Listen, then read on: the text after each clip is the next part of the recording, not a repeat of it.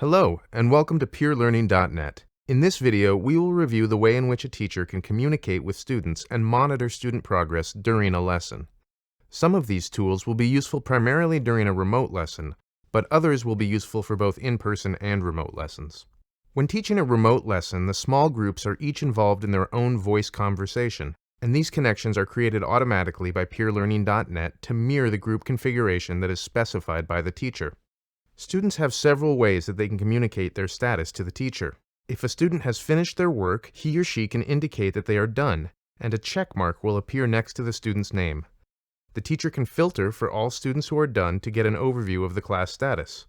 A student can also indicate that they have a question, and a question mark will appear next to the student's name. The teacher can filter for students who have questions to highlight those students that need help. To answer student questions in a remote lesson, or to listen for the targeted group social skill, the teacher can join the group conversation using the Expand button found in the upper right corner of each group. When the group is expanded, the teacher is automatically placed in the conversation with the students. When a teacher first joins a group, they will automatically be muted and the students will not be able to hear them. The teacher can unmute or mute themselves using the button in the upper left corner. Once they have joined a group, a teacher can listen for the targeted social skill and add group points when they observe it. Assuming that the online note-taking has been enabled, a teacher can also review student work. In this way, the teacher can determine if the students are taking the appropriate notes and are prepared for the next phase of the lesson.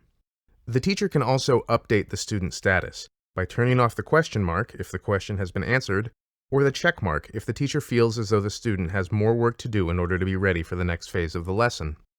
The teacher also has the ability to see things from the student point of view when simulating a lesson. Using the Student View tab, the teacher can see a typical student screen. The student has information about the lesson across the top, including a button they can use to indicate that they have a question. The Task List and Done button are on the left, and the student materials on the right. If digital note-taking has been enabled, the student also has the opportunity to record their notes.